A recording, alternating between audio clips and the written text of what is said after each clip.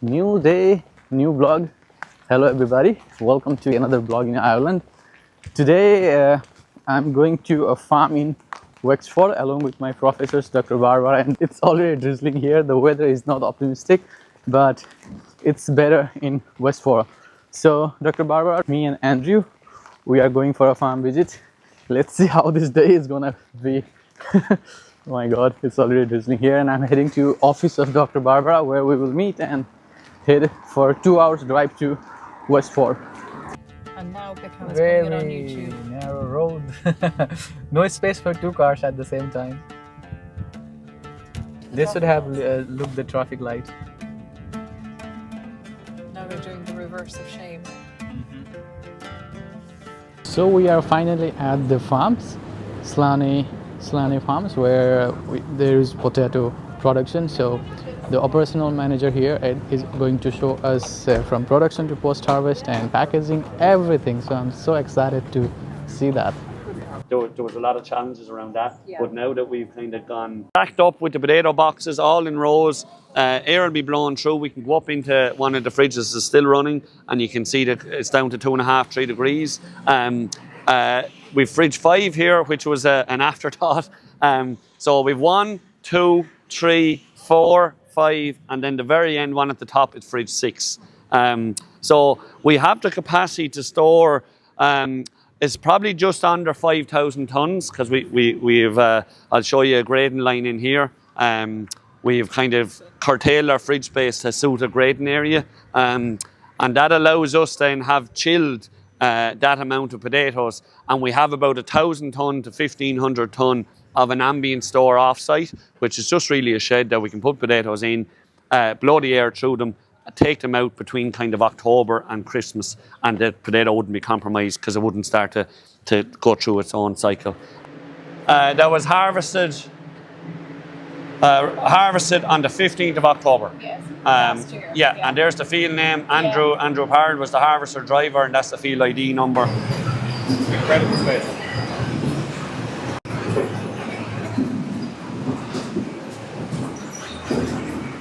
Just watch your head on this.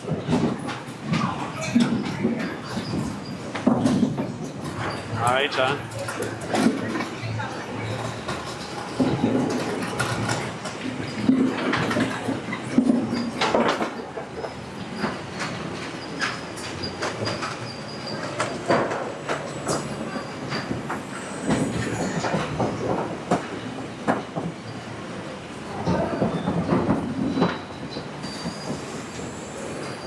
Grading happens here.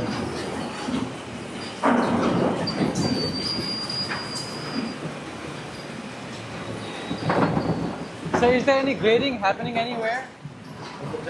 The two guys at the bottom. So they are grading it manually. Yes, Okay, yeah.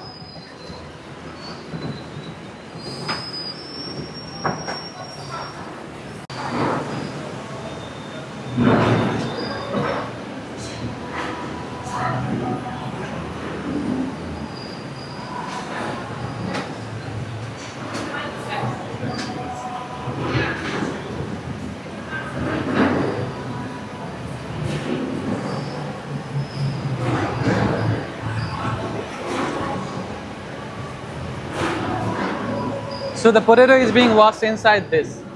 Yeah, just been circulated in water. So where is the potato coming from? From there? Yeah, they come in. Yes. It comes from there, it goes here, and it gets washed here. Yes. So what you're looking at here is the destoner. Yeah. So what happens here is the potato comes in. You might want to watch now. If that turns on, it'll splash a bit. But the stones sink to the bottom and go out the side, and the potato comes over and floats into the drum. Cool. Yeah. So. Fantastic Okay, operation. so the stones goes away from there. So what you're seeing, the seen this foaming before. is the sprout. Oh, yes. Yeah. So it's whatever is in the sprout when it's That's interesting, yeah. isn't it? So And once it is clean, it's going that way. Yep. Yeah. What we have here then is a rinse bar. So we're giving them a freshwater rinse.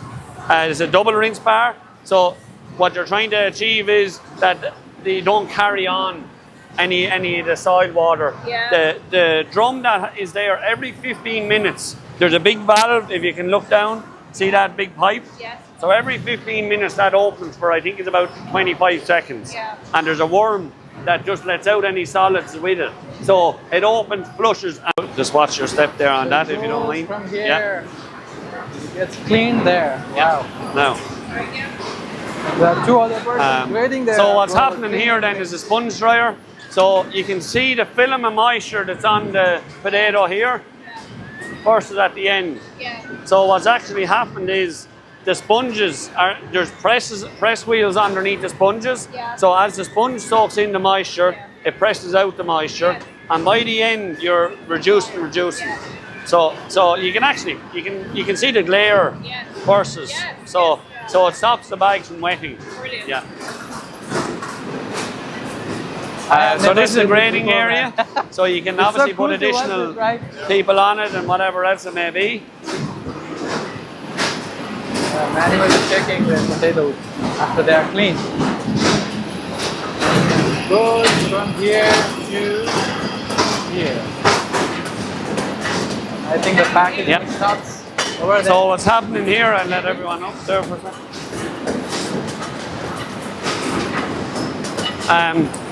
What this unit here is a sizer. So what we were able to do is we have four... It's grading here? Sizing, yeah. Yeah. So we have 4 lanes that we can utilize. So we can set 4 different sizes. So the first one is taking out the smalls and we're actually letting them back into a box. The second and third lane are taking out your saleable product, and your fourth lane is taking out the large. So it's very automated. Yes. The small ones there, from here. Wow. Big ones are here also. So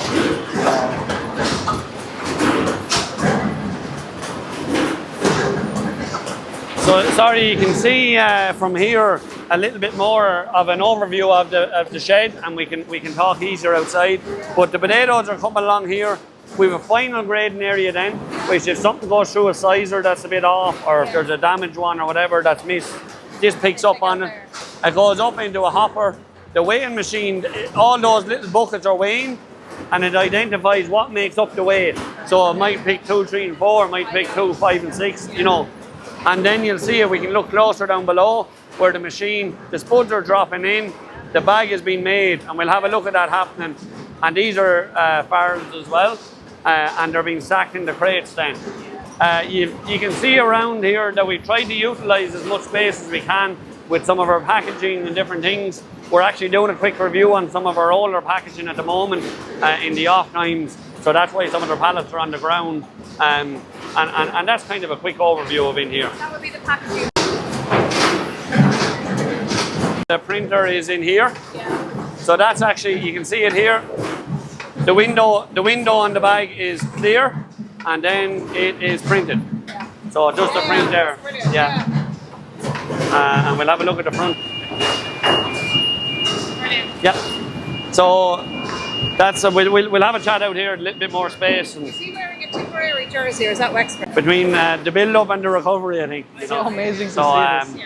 Here's another line that they get. Actually, I do like this packaging. Yes. This is little, right? Yes. We just get them over. This is a chilled area. Overnight, we get this about 6 degrees. So in the evening, doors closed, cools down the whole night. So in the morning, you open it at 6 degrees. And then we just leave it off during the day, purely from a working perspective. But also, if you cool them too much, especially in the plastic, when they go into store, they wet with condensation, and they look poor. So what you're looking at here, I might show you. That's a big high pallet. These are the large Rooster, so they're bakers, typically for the commercial side, food services. These are a 10 kg bag, which more and more now are becoming a food services product. A 7.5 kg, which you will still see in your retail shops. A 5 kg, which is probably at the moment the best seller, and the paper, because it's what the consumer feels is a lot of potatoes, but not too much. I have visitors, that's the one I get. Yes, exactly. And I'm interested in this. Tell me more about your natural Irish seaweed then. It's probably one of the areas that we expanded into first. It's an organic seaweed that we work with in Bio-Atlantis, if you're familiar with. I am. Yes. You'll see for Lidl, the very same, Yeah. only it's done with the Slaney brand.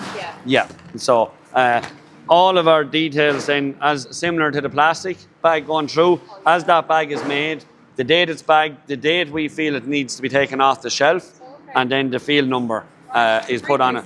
Yeah. So there's a full traceability on all of the products, of the grower number and our contact details and all the little details, cooking instructions are all on the bag. But this is put live, so that any day there's a bag filled, it's brought in here, so you can see. So I have a question. Like I saw there and here, it says it writes the grading, right? But what's the difference for this color code? This is variety.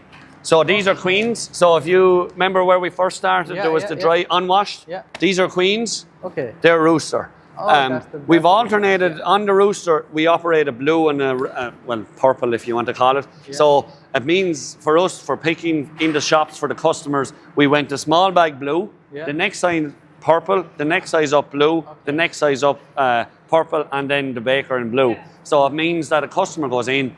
Yeah. Oh, jeez, I thought I had a 5 because I picked up the purple bag last week. Okay. There's an alternate. Yeah. Golden Wonder, yes. Another variety, right? Golden Wonder. Yeah. And how long can you store it in this hall?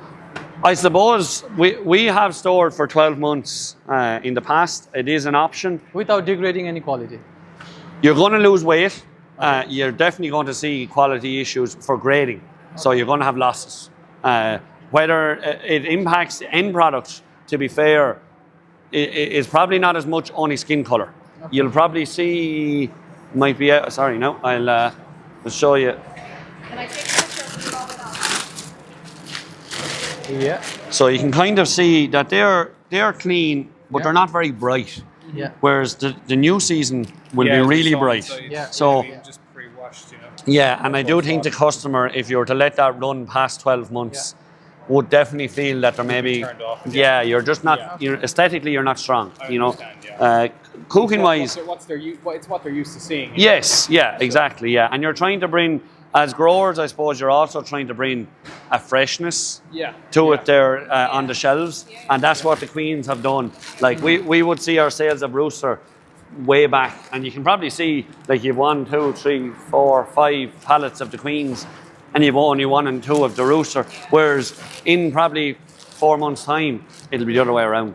Yeah. We are at the farm now, and we are heading off-road. We are going all the way to the farm to this.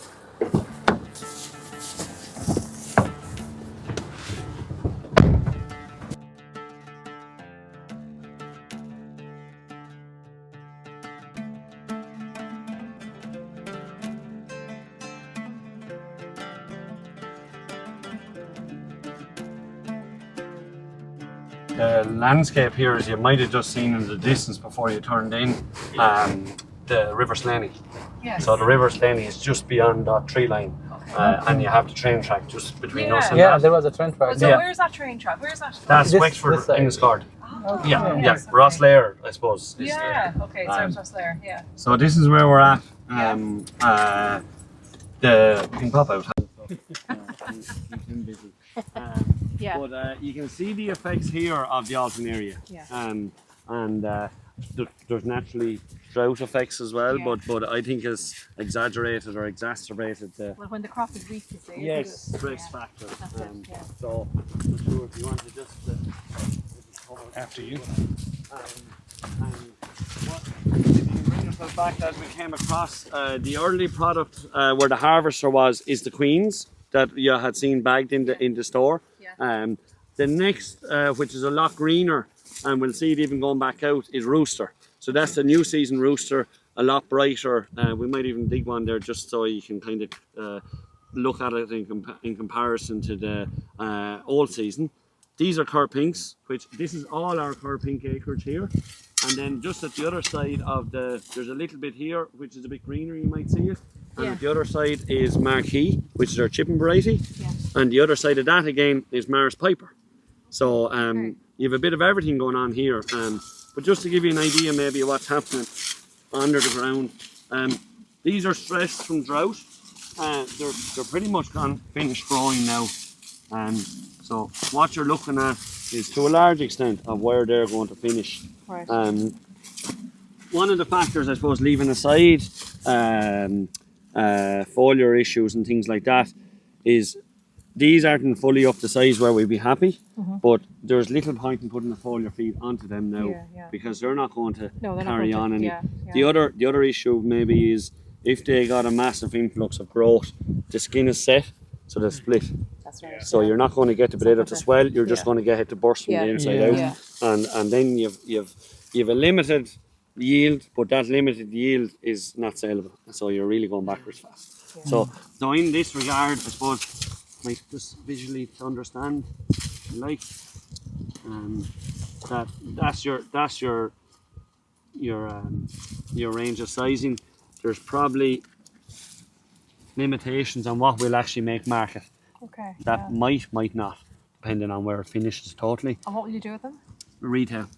Yeah. So they'll be going. Now, you can see the variability that's in this field and the soil types.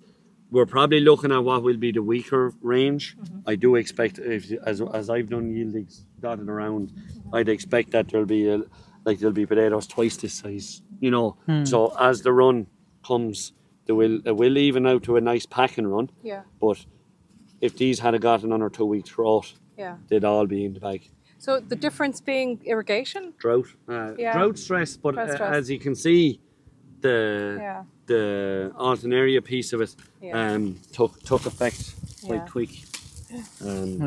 You know, you can see the continual circling, which I would identify as alternaria. That was great to be at the field. Yeah, amazing. Maybe we should take a selfie here, Barbara. Yes, we will. Yeah? Sure. Yeah. When you go to travel into them with the sprayer track will be completely covered over.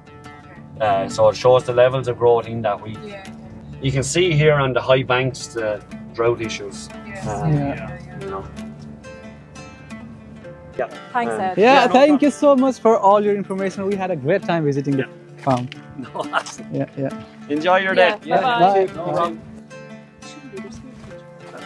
Hello! Vikal is filming you. His YouTube buddies. How are you, baby? Hello. Come. I want to have seeds.